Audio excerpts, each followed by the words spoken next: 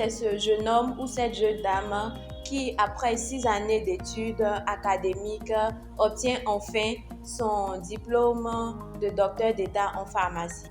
De telle sorte qu'à la fin de la formation, ce jeune homme ou cette jeune dame soit apte à travailler dans plusieurs autres domaines d'activité que la dispensation des médicaments en officine.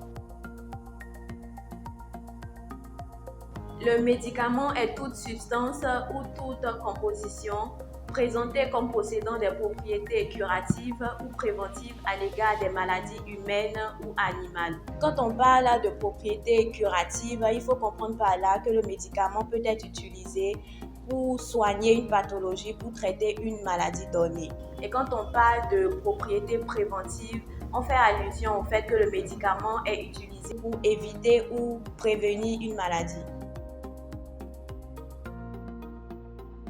Il existe plusieurs raisons pour lesquelles le médicament peut être dangereux pour la santé de l'individu. Mais aujourd'hui, je vais vous parler de 3 raisons principales. La première raison, c'est la manifestation d'effets indésirables. Il faut savoir que bien avant que le médicament soit accessible aux centres de santé, aux pharmacies et aux consommateurs, il y a des études préalables qui sont faites. Mais il se trouve qu'une fois administré à l'homme à des doses recommandées qui sont dites normales, certains médicaments occasionnent des effets qui ne sont pas forcément attendus. On parle d'effets indésirables.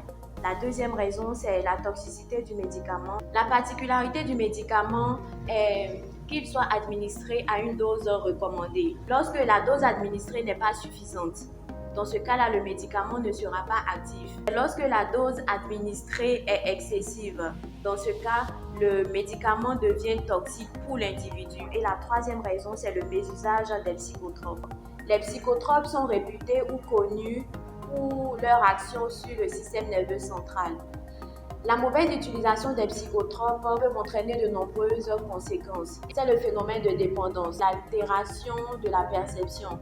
On a aussi l'altération de la conscience, d'où les phénomènes d'hallucination. Il faut retenir que le médicament n'est pas un produit banal parce qu'il est soumis à des règles de prescription et de dispensation très rigoureuses. Il est donc important que tout un chacun comprenne l'importance de se rapprocher de son pharmacien d'officine ou de son médecin traitant pour avoir toutes les informations nécessaires sur l'utilisation d'un médicament.